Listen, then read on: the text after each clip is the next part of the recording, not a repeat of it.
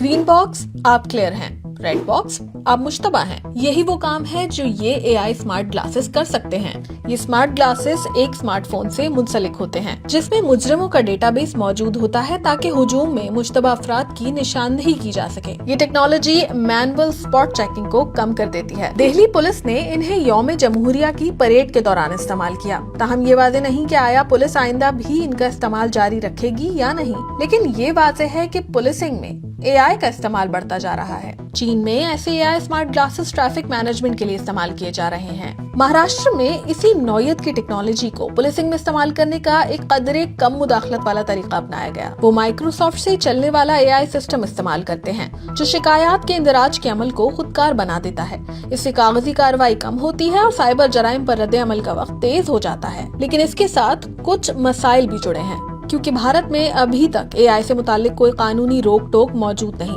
और कई मुतालात ये दिखाते हैं कि एआई पर मबनी पुलिसिंग किस तरह संगीन गलतियां कर सकती है। अमेरिका में चेहरे की शनाख्त की गलतियों की वजह से बेगुनाह अफराद को गिरफ्तार किया गया। मुतालात खबरदार करते हैं कि एआई बायस को बढ़ा सकती है और बड़े पैमाने पर निगरानी और दुरुस्ती में नाकामी जैसे मसाइल पैदा हो सकते हैं। तो सवाल यह है कि पुलिसिंग में एआई मुतारिफ कराने से पहले एआई से मुतालिक वाज़ेह क़वानीन पर काम नहीं करना चाहिए।